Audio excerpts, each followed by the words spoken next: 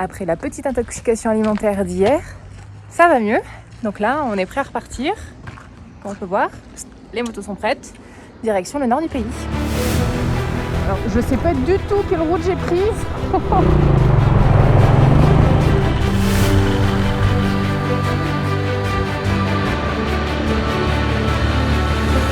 Salut à tous et bienvenue dans ce nouvel épisode. Nous voilà en Mongolie depuis quelques jours. Nous avons déjà pu expérimenter les pistes mongoles et les immenses espaces à perte de vue. C'est vraiment un pays sauvage. Mais pour être honnête, il faut s'armer de patience et de kilomètres pour voir les paysages changer. Ceci dit, il nous reste tellement de choses à découvrir.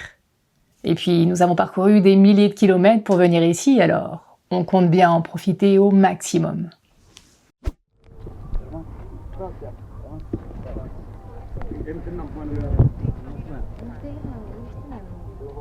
Ouais, c'est bon pour moi. Ouais. Все нормально. Все нормально. Ты будешь Russian, да? Да, чуть-чуть. Франция тоже. Сейчас? Откуда? Сейчас? Озеро где-то. Озеро. Этот. Кыргыз? Нуаргас. Туда пошел. Да. Ой. Кыргыз, да? Да. А потом куда? Ну, чуть-чуть после Улан-Батор. Каких таможенных? Отсюда, под Франции, туда? Не знаю. Улан-Батор не войдем, да? Ну, Улан-Батор, да, и потом обратно. На Россия, Байкал. Сидинга, да? Таможенные Сидинга наши. А это я не понял. Это, подожди, это наши, ты наши, да? Улан-Батор там, да? Это близко. Потом Франция там. Зачем туда пошел там? Почему нет? Не проблем, да? Ну, Не бедный, что ли? у нас есть времени, поэтому. Это мой, да, ты мой, да? Вы не бедный, да? Не бедный. Мне дам деньги. Счастливый. Ну, спасибо. Эй, осторожно идет. Потом посмотрим. On quitte Ulaangom après une bonne nuit de sommeil. Fini les pistes, pour le moment. On va prendre la route asphaltée nord, puis centre. On a bien mérité un peu de repos. Ouais.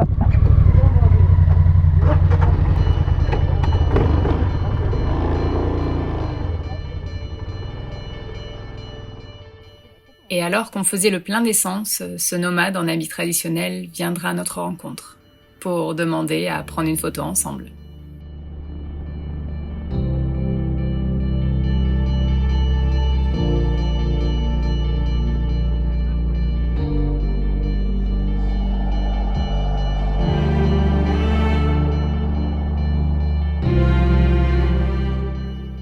Vous vous demandez peut-être pourquoi il a une tige dans le nez.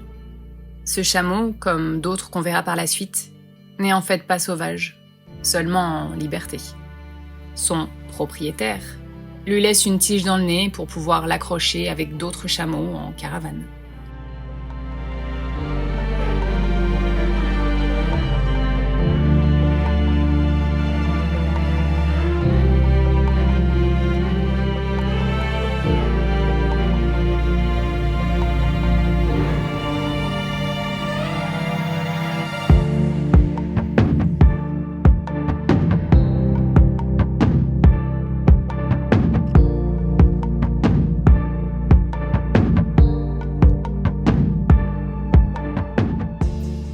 C'est plat,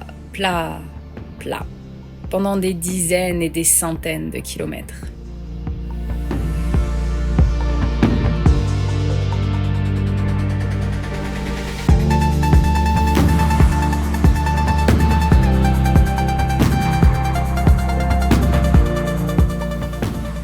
Ah, un peu de changement.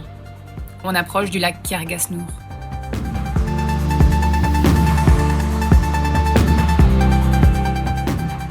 La Mongolie, c'est aussi ça. C'est des lacs salés. Là, en l'occurrence, il a plus de 1000 mètres d'altitude. Et il y a même des mouettes par là. Alors, côté dépaysement, c'est un peu étrange parce que je m'attendais pas du tout à ça de la Mongolie. Mais par contre, c'est très très beau. Non, clairement, je m'attendais plus à voir des aigles ou des vautours que des mouettes en Mongolie. Bon, là, il fait encore très chaud. Il va être 18h à peu près. Il fait au moins 28 degrés, je dirais. Là, je suis en short, les pieds dans l'eau. C'est super agréable parce qu'il a fait très chaud aujourd'hui. Heureusement, c'était une petite étape, mais voilà. La Mongolie, c'est aussi des paysages comme ça. C'est pas que des montagnes et des déserts tels qu'on l'imagine, mais bon, il y en a quand même, je vous rassure. Enfin, montagne juste à l'extrême ouest. Pour le désert, ça oui, par contre, on va en avoir un peu. Et surtout, beaucoup de steppes.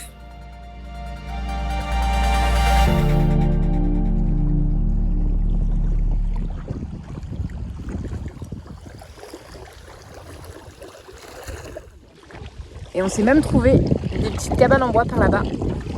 Bon, bien évidemment, comme toujours dans ce genre de logement, il n'y a pas de douche, mais franchement, la vue est juste top, donc ça sera parfait pour ce soir. En tout cas, ce lac de 75 km de long sur 31 de large nous fera l'effet d'un oasis, tant espéré, après 213 km de ligne droite à travers des paysages de steppe.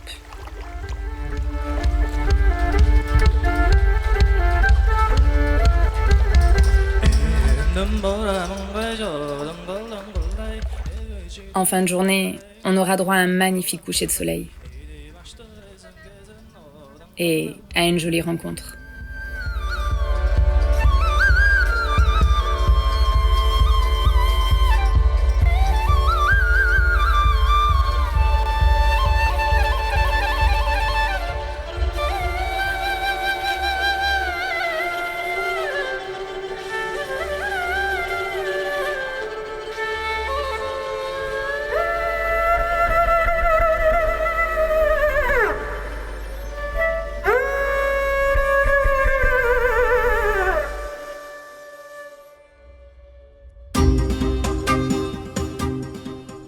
C'est reparti pour une journée de 300 km de ligne droite. On longera le lac Kergasnour pendant un moment, avant de le laisser pour retrouver des paysages de steppe mongole aride.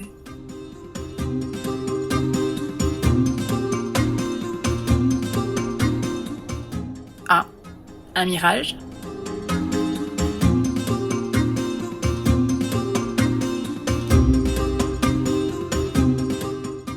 Ils ont toute la steppe pour eux, mais ils choisissent l'asphalte. Peut-être pour se réchauffer ? Va savoir.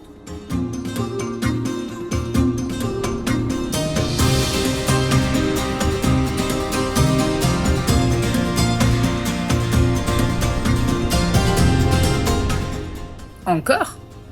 Et cette fois-ci, ils bloquent presque entièrement la route.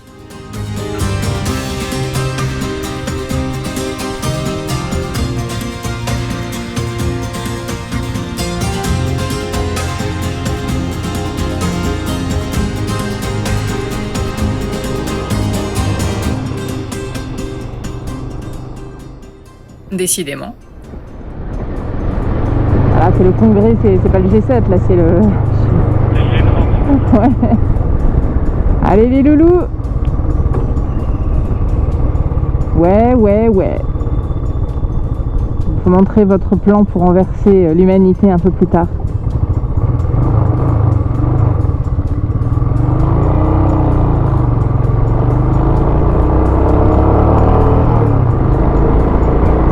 C'est la guerre des boutons. C'est l'équipe numéro 1, l'équipe numéro 2 en face. Ils sont en train de voir comment ils vont se traiter aujourd'hui. La guerre des boutons, mais façon Mongolie.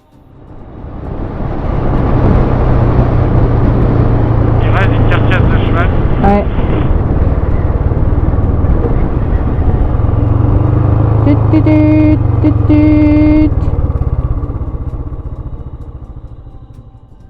Désolé de perturber vos plans de bataille, mais on aimerait bien rejoindre une ville pour enfin prendre une douche, nous. Quoique. Je pense que là, on n'est pas loin de la panne sèche. On y va doucement mais sûrement. Allez, Balinette, il reste 2,9 km avant la station essence. Tiens bon, tu peux le faire, Bichette. Je n'ai vraiment plus beaucoup d'essence. Et les stations se font rares par ici. On en a repéré une un peu plus loin sur la carte, mais faut-il encore l'atteindre? Nos réservoirs soupes sont vides. Et la station est à 2 km et quelques. Aïe aïe aïe. Sortez les pagaies. Les passes devant au pire.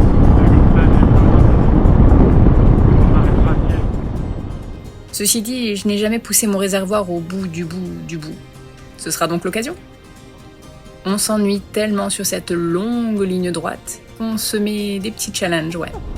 Allez bichette, il reste 2 km de... Vas-y, regarde, tu les vois, les stations, elles sont là.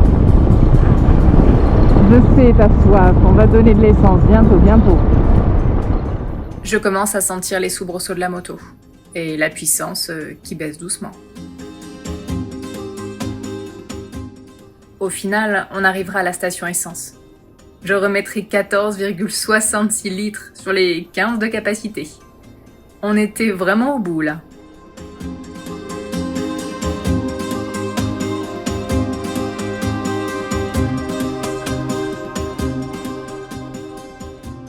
Nous arriverons enfin après plus de 400 km de ligne droite à travers des paysages plats et beaucoup trop monotones. À mon avis, c'est au niveau de la voiture blanche là-bas. Ah, je t'attends un peu plus loin. Ouais, je pense que c'est ça. Après la petite intoxication alimentaire d'hier, ça va mieux. Donc là, on est prêt à repartir. Comme on peut voir, les motos sont prêtes. Direction le nord du pays.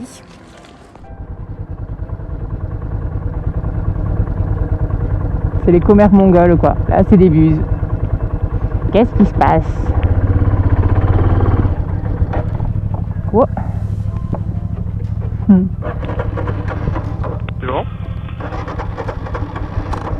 Hein? Elle fait encore des siennes à ma batterie. Hein? Quoi?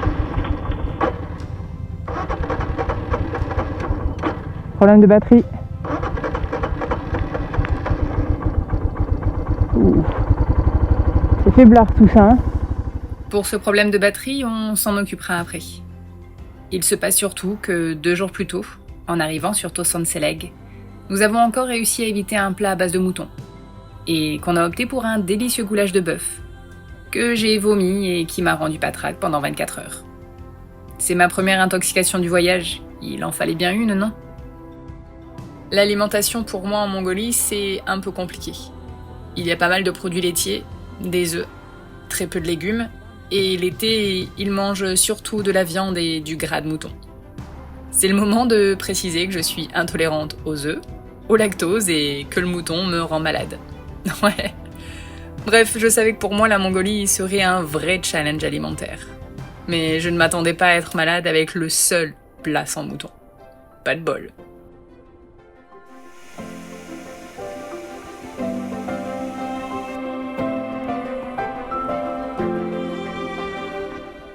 On dégonfle les pneus car aujourd'hui, c'est reparti pour une piste.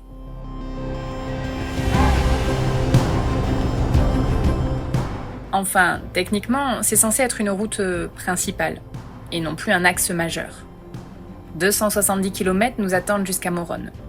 Reste juste à savoir ce qu'ils appellent vraiment route principale ici.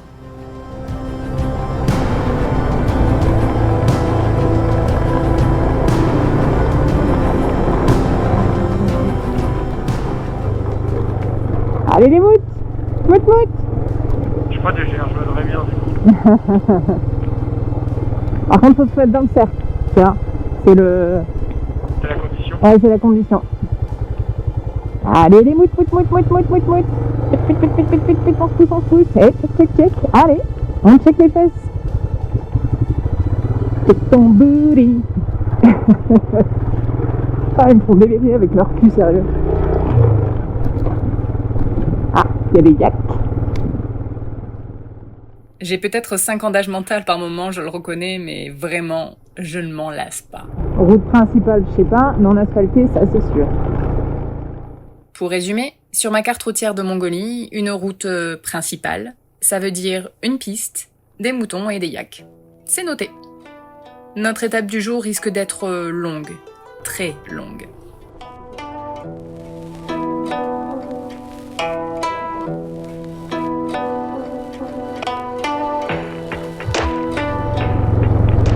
Bon, pour une route principale, il n'y a quand même pas grand monde. Hein. On a croisé quoi là, 3 voitures en 90 bornes.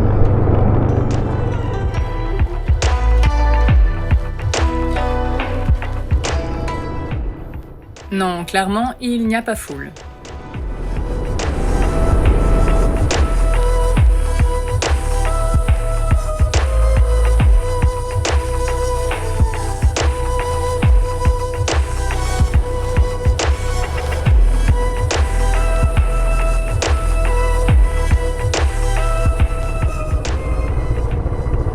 La mèche rebelle, lui. Elle a une coupe, laisse tomber quoi. On dirait qu'il a une espèce de serpillière sur la tête. Lequel? Ah, celui sur la gauche là. Ah Salut oui. les yaks. Il y en a qui sont beaux là, dis donc.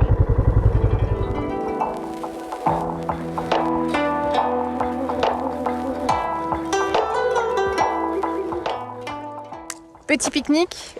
Bah voilà, au milieu de nulle part et comme on peut voir, il n'y a pas d'ombre. Hein. Donc on va pique-niquer là, à l'ombre des motos je pense.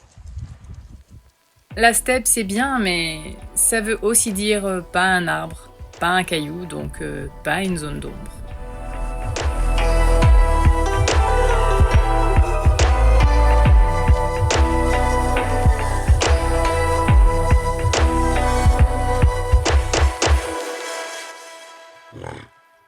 Quoi ?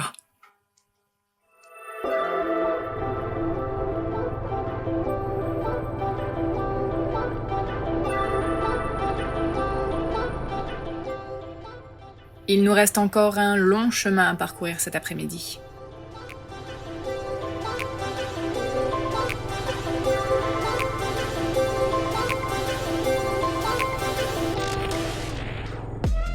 Et à part les troupeaux d'yaks, on ne croise personne.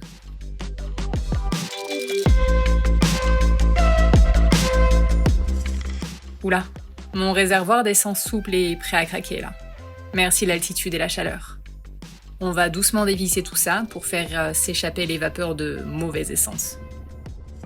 Ah, si. On croise aussi des énormes troupeaux de moutons et de biquettes.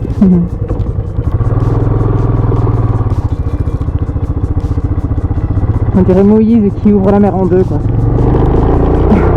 C'est pas beau. Alors, pour l'analogie religieuse, je ne suis pas sûre, mais c'est vrai qu'on les embête un peu.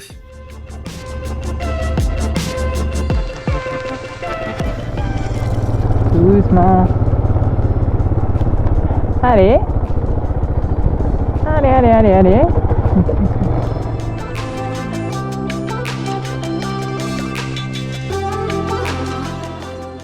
Décidément, on n'est pas près d'arriver à ce compte-là.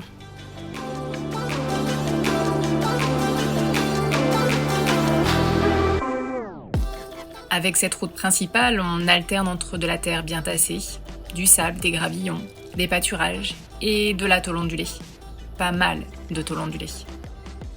Et beaucoup de troupeaux à traverser. Je crois que j'ai vu plus de moutons aujourd'hui qu'en un mois au Kirghizistan. Et pourtant, il y en a là-bas aussi.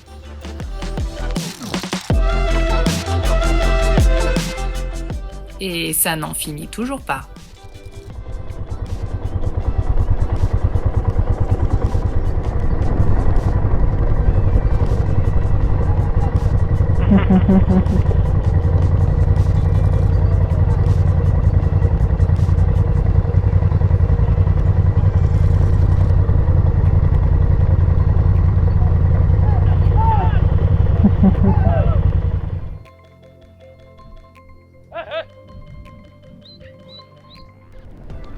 C'est le trafic jam mongol. Voilà.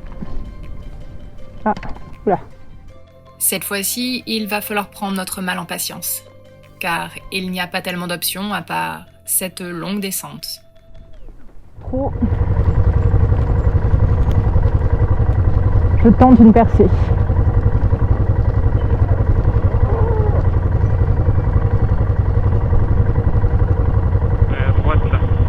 Allez les vaches, on se pousse, on se pousse, on se pousse. Merci.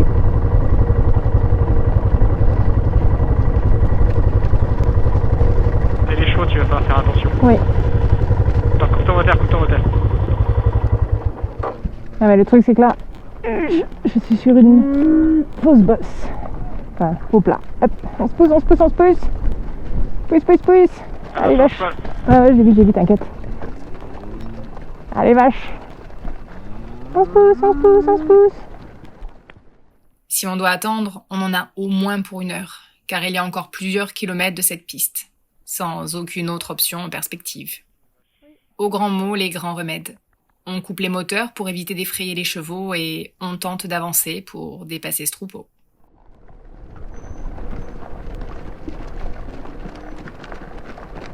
N'ayez pas peur. C'est ouf parce que même sans bruit, ça les perturbe en fait. Ouais. Je pense rien que la silhouette. Allez, si vous me faisiez un petit creux, les petits loups là. Verse à gauche. Ouais. Hop. Oh, déconne pas la vache. Oh, t'es pas gêné. Allez hop. Et c'est passé. C'est ce qu'on appelle un joli slalom mongol. Cette fois-ci, on va pouvoir rouler. La journée avance et on a encore du chemin pour atteindre une ville. Même si on est fatigué par cette piste, on rêve d'une douche. Donc pas question de camper ce soir.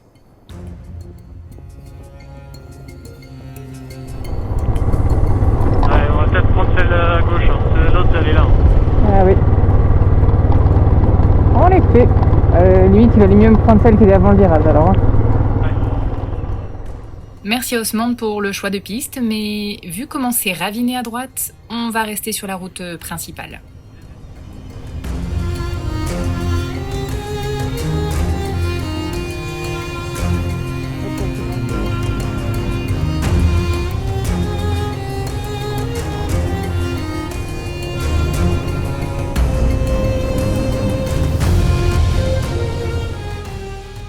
Parfois, il vaut mieux rouler en bordure de piste pour éviter la tôle ondulée. Mais attention aux rochers surprises qu'on voit au dernier moment.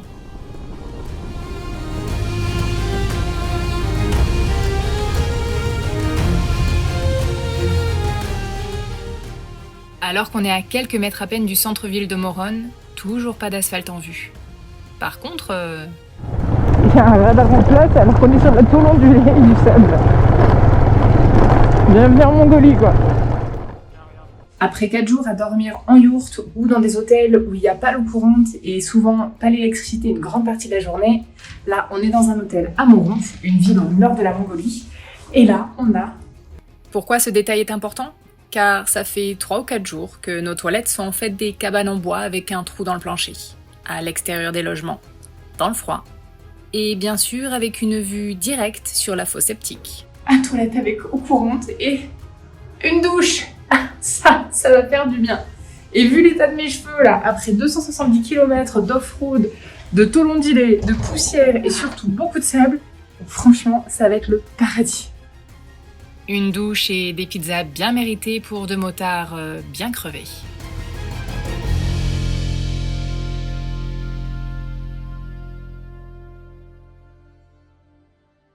Après une nuit de repos dans un vrai lit, on reprend la route pour le nord et le lac Kovsgol, l'un des plus vieux lacs de Mongolie.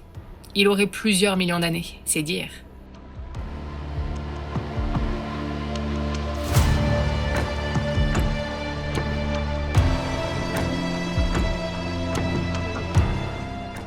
Que ça fait du bien de retrouver de l'asphalte un peu. Ok, sauf en bord de lac.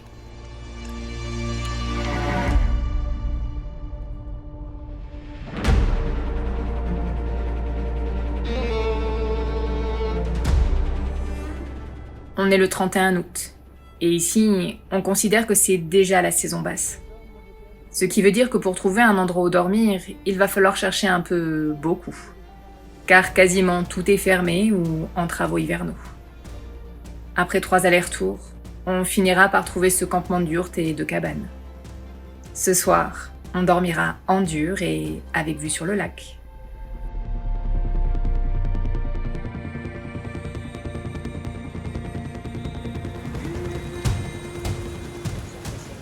Et on est bien content d'avoir un toit sous notre tête ce soir, car dehors, il grêle.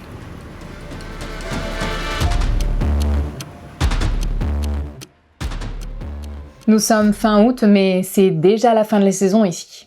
Et il faut dire que le mois de septembre est souvent synonyme de pluie et que l'hiver peut arriver très vite. Pour l'instant, la météo est clémente avec nous, mais la Mongolie peut être un pays intense, surtout avec ses pistes. J'ai déjà plusieurs mois de voyage dans les cale-pieds et il reste encore beaucoup de kilomètres à parcourir. Il nous faudra parfois puiser dans nos réserves, mais ce qui nous attend en vaut vraiment la chandelle. En attendant, je vous dis à très bientôt pour de prochaines vidéos.